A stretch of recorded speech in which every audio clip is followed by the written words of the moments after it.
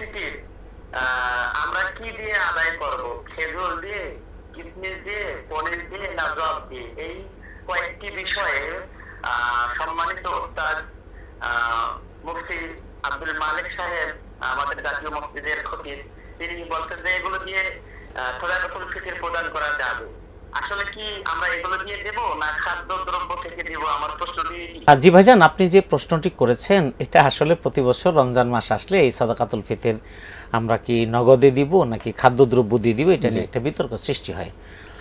তো এখানে যে আপনি খাদ্যদ্রব্যের কথা বলেছেন, যে দেখেন যেই আইটেমগুলো এখানে উল্লেখ করা হয়েছে, যেমন খেজুর, কিশমিশ, পনির, এটা ছিল কিন্তু সেই সময় আরবদের অন্যতম প্রধান খাদ্যের একটা অংশ। আমরা কিন্তু এখন পনির কিন্তু আমাদের প্রধান খাদ্য না, এখন খেজুরটাও আমাদের প্রধান খাদ্য না। আমরা ইফতারের সময় একটা দুইটা খেজুর খাই, কিশমিশটাও আমাদের প্রধান খাদ্য না। আমাদের প্রধান খাদ্য হলো এখন গম, কিন্তু ওই যুগে কিন্তু গমটা পাওয়া যেত না, জব পাওয়া যেত, গমটা খুব দুর্লভ ছিল। তো এখন এই খাদ্যদ্রব্যের মাধ্যমে রাসূলুল্লাহ সাল্লাল্লাহু আলাইহি ওয়াসাল্লাম এইগুলি আদায় করেছেন, এগুলি সুন্নাহ। এখন আপনার প্রশ্নের আলোকে সমস্ত ভাই বোন যারা দেখছেন বা দেখবেন তাদের জন্য বলছি যে রাসূলুল্লাহ সাল্লাল্লাহু আলাইহি ওয়াসাল্লামের সুন্নাহ যদি পালন করতে হয় তাহলে আপনি খাদ্যদ্রব্য দিতে পারেন। হ্যাঁ, আপনি যদি খেজুর দিয়ে দিতে চান, আপনি ওই অনুমানে ওই পরিমাণ, অর্থাৎ যতটুকু পরিমাণ খেজুর আপনি কিনে ওই মানের খেজুর দেন, ওই মানের কিশমিশ দেন, আপনি দেন, আপনাকে কেউ নিষেধ করবে না। তবে বিষয়টা হলো আমাদের এই খাদ্যদ্রব্যের জায়গায় সেখানে আমাদের প্রধান খাদ্য চাল, আমাদের প্রধান খাদ্য আটা। এই চাল এবং আটাকেও যদি কনভার্ট করে আপনি যদি কাউকে চাল কিনে দিতে চান আপনি দিতে পারেন। আপনি যদি চাল শুধু কিনে না দেন, আপনি যদি ফিতরা আদায় করতে গিয়ে আপনি যদি মনে করেন যে খাদ্যদ্রব্য দিবেন, তাহলে আপনি ঈদ উপলক্ষেই তো ফিতরা দেওয়া হবে, তাহলে আপনি এক কাজ করেন, আপনি দুধ কিনেন, আপনি সেমাই কিনেন, আপনি নুডলস কিনেন, আপনি পোলার চাল কিনেন, আপনি এই সমস্তগুলো কিনে যেই টাকাটুকু পরিমাণ করা যায় সেটা দিয়ে আপনি খাদ্যদ্রব্য কিনে দিতে পারেন। ইসলামকে খুব বেশি রকমের একেবারে কঠিন করে দেওয়ার মতো কোনো সুযোগ নেই। ইসলাম অনেক ওয়াইড, অনেক সহজ, আমি ইচ্ছা করে কঠিন করার কোনো সুযোগ নেই, এটা একটা।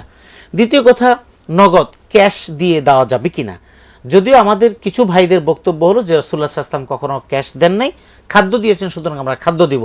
আমরাও বলছি হ্যাঁ, খাদ্য দেন, একটা সুন্নাহ পালন হবে। তবে ক্যাশ দিয়ে কি আদায় হবে না? না, ফুকাহায়ে কেরাম বলেছেন ক্যাশ দিয়েও আদায় হবে। তার মানে আপনি কাউকে খেজুর দিতে চাচ্ছেন, খেজুর আপনি 3 কেজি খেজুর দিবেন, 2 কেজি খেজুর দিবেন, এই 2 কেজি খেজুর এই রোজা চলে গেলে আমার তো কোনো কাজে আসবে না। তো এই জন্য আপনি আমাকে কি দিতে পারেন? আপনি আমাকে পোলার চাল দিতে পারেন, আমি বাচ্চা নিয়ে আমি রান্না করে খাবো, আটা দিলে আমি খাবো। এখন যদি এগুলি না দেন, আমার এর চাইতে অন্য কিছু দরকার হতে পারে। আপনি যদি আমাকে এখন 110 টাকা মিনিমাম আর 2810 টাকা বা 5 টাকা ওইটা হলো ম্যাক্সিমাম, এই হিসাব করে যদি আপনি যদি এখন আমাকে যদি সর্বোচ্চ পরিমাণ কিশমিশ, পনির এগুলির হিসাব করে আপনি আমাকে দেন, তাহলে একজনের ফিতরা আপনি 2800 টাকা বা 3000 টাকা দিলেন, তাহলে ওই মানুষটা হয়তো এই টাকা দিয়ে অন্য কিছু ভালো কিছু করতে পারবে, তার পরিবারের প্রয়োজন। সুতরাং এই জন্য খাদ্যদ্রব্য দিয়ে আদায় করা সুন্নাহ, এটা আদায় করলে যেমন হবে, আবার ঠিক যদি এটার এগেনস্টে যদি আপনি যদি অর্থমূল্য দিয়ে আদায় করেন সেটাও আদায় হবে। কারণ ফুকাহায়ে কেরাম এই মতগুলোকে ওয়াইড রেখেছেন এবং এগুলির সকলেই এই মতগুলিকে প্রকাশ করেছেন। সুতরাং সমস্ত মতের প্রতি শ্রদ্ধা রেখেই আপনি এগুলো পালন করতে পারেন ইনশাআল্লাহ।